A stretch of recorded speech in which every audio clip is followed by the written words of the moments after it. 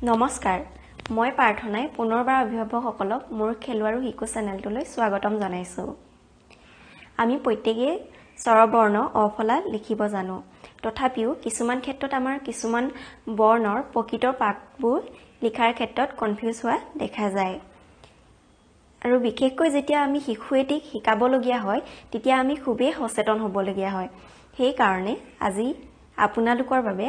প্ৰকৃত আখৰৰ পাকবোৰ কেনেকৈনো লিখে তাৰ ওপৰত এটা আৰ্হি প্ৰস্তুত কৰি আনিছো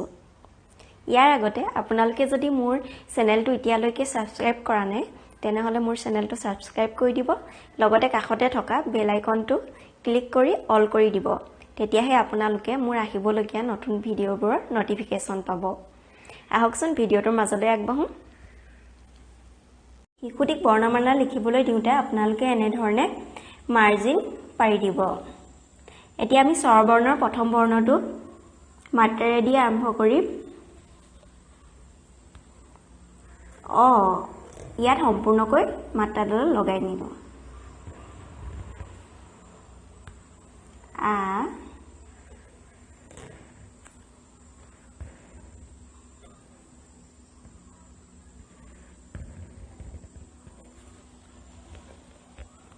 হৰসই ওপৰত ইয়াৰ পৰা দীৰ্ঘই ইয়াৰ পৰা হৰসৌ ইয়াৰ পোনে পোনে দিব লাগিব দীৰ্ঘ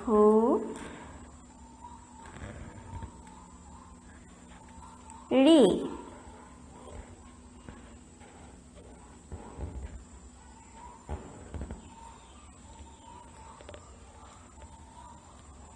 এ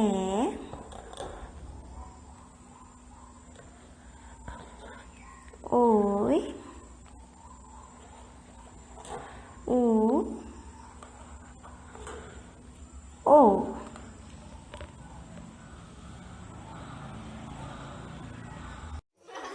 Audio Jungle.